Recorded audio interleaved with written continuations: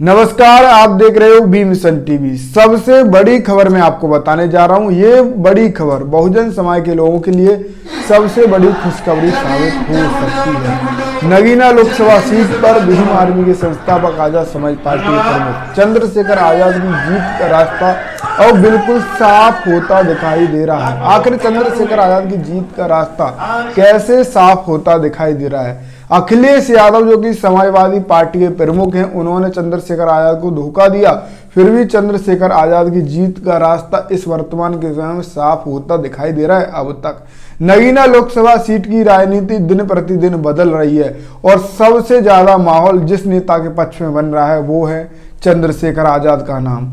Chandrashekhar Azad Bhim army के संस्थापक है, आजाद समाज पार्टी के प्रमुख है। चंद्रशेखर आजाद कई महीनों से नगीना लोकसभा सीट पर तैयारी कर रहे हैं और इस वर्तमान के समय पूरा माहौल चंद्रशेखर आजाद की तरफ दिखाई दे रहा है। एक पल को लगा था कि चंद्रशेखर आजाद अगर अखिलेश का साथ उनको नहीं मिलता है तो चंद्रशेखर आजाद कहीं ना कहीं उनके लिए बड़ी मुश्किल खड़ी हो सकती है, पर चंद्रशेखर आजाद की राह बहुजन समाज पार्टी ने आसान कर दी है। वो कैसे की है, इन सभी विषयों पर आज की इस वीडियो में बात करेंगे। आप इस वीडियो में आखिरी तक बने रहो और इस वीडियो को ज़्यादा से ज़्यादा शेयर कर दें। फिलहाल मैं आपको बता दूं, नगीना लोकसभा सीट पर आज से नामांकन प्रक्रिया शुरू हो रही है। पहले चरण की नामांकन प्रक्रिया आज से शुरू हो रही है और 19 अप्रैल को नगीना सीट पर मतदान है। पहले ही चरण में चंद्रशेखर आजाद की जो सीट है नगीना सीट पर, वहां पर मतदान है। फिलहाल मैं आपको बता दूं, चंद्रशेखर आजाद की राह बहुजन समाज पार्टी ने एकदम अब आसान कर दी है। जब से बहुजन समाज पार्टी ने प्रत्याशी के नाम का ऐलान किया है, सुरेंद्र बघेल का नाम सामने आ रहा है बहुजन समाज पार्टी की तरफ से, और ये इसी नाम से चंद्रशेखर आजाद की राह आसान होती हुई दिखाई दे रही है। इसके पीछे का गणित क्या है वो समझना बेहद जरूरी है। समाजवादी पार्टी के प्रमुख अखिलेश यादव ने चंद्रशेखर आजाद के छल किया, धोखा किया। हालांकि चंद्रशेखर आजाद बोल रहे हैं कि ये कोई धोखा नहीं है, ये उनके राजनीति करने का तरीका है और वो अपनी पार्टी के हित को ध्यान में रखते हुए राजनीति कर रहे हैं। और पर ये जो राजनीति चल रही है ये ज्यादा दिन चलने वाली नहीं है। चंद्रशेखर आजाद ने हाल ही में सभा को संबोधित करने के बाद ये बयान दिया।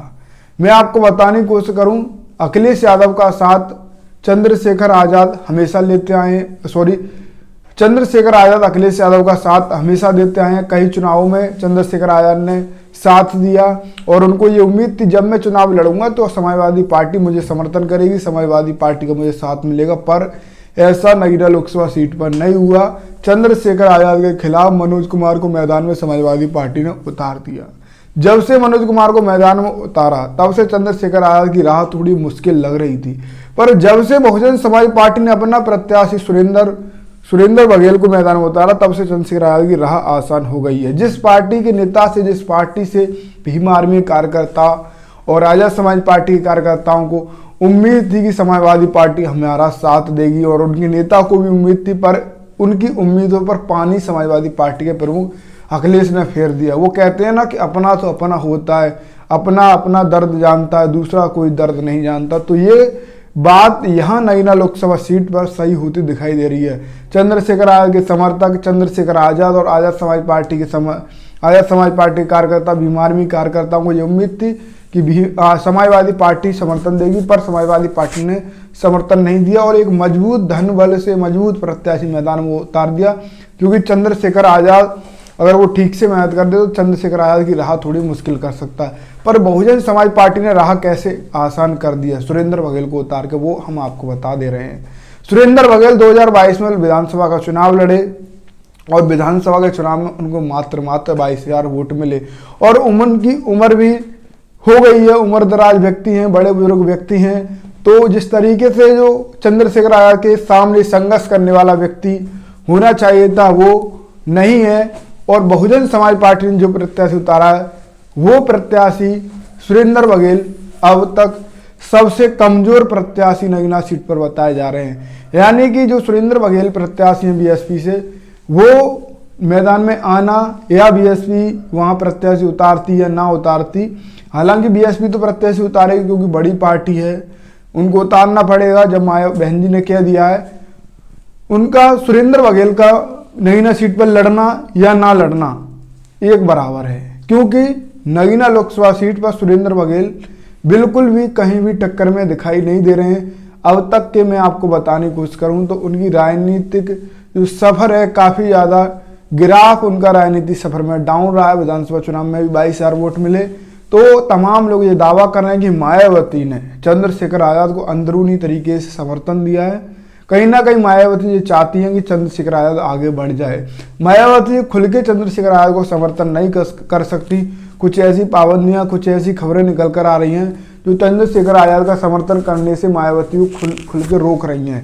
पर ये कमजोर प्रत्याशी उतार के इससे साफ हो गया है कि मायावती ने कहीं ना कहीं चंद्रशेखर आज़ाद का सपोर्ट किया है, चंद्रशेखर आज़ाद का समर्थन किया है, चंद्रशेखर आज़ाद की मदद की है सबसे कमजोर प्रत्याशी को मैदान में उतार कर।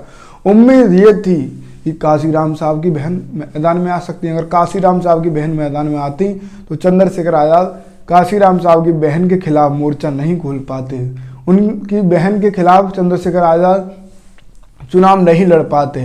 अब चंद्रशेखर आज़ाद का जीत का रास्ता बिल्कुल साफ है। बहुजन समाज पार्टी की तरफ से सुरेंद्र पाल हैं, जो कि कहीं ना कहीं किसी प्रकार से टक्कर में कोई व्यक्ति नहीं बता रहा है।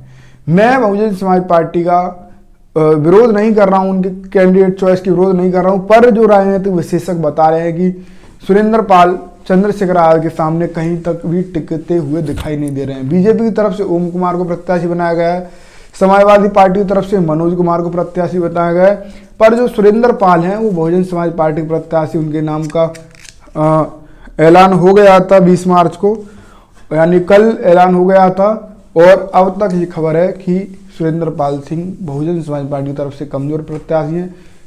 इसीलिए कहीं ना कहीं राजनीतिक विशेषज्ञ समझ पा रहे हैं कि अंदरूनी तरीके से मायावती जी ने चंद्रशेखर आज़ाद को नगीना सीट पर समर्थन किया है।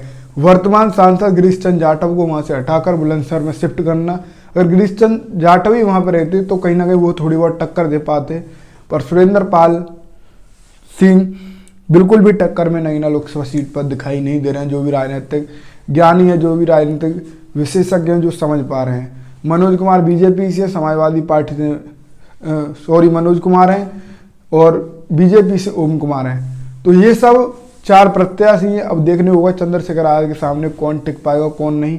आपको क्या लग रहा है, आप क्या समझ पा रहे हो राजनीति नगीना लोकसभा सीट की? आप अपनी राय कमेंट में देना। आप देख रहे थे बी मिशन टीवी फॉलो करें, यूट्यूब पर सब्सक्राइब करें। जय भीम, जय भारत।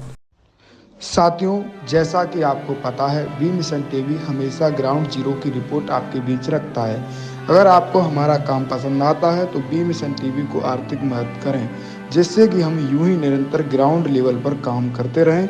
स्क्रीन पर दिख रहे QR कोड को स्कैन करें और अपने दान की राशि बी मिशन टीवी के खाते में भेजें। QR कोड के अलावा आप हमारी UPI ID bmissiontv@ybl पर भी मदद भेज सकते हैं। जय भीम।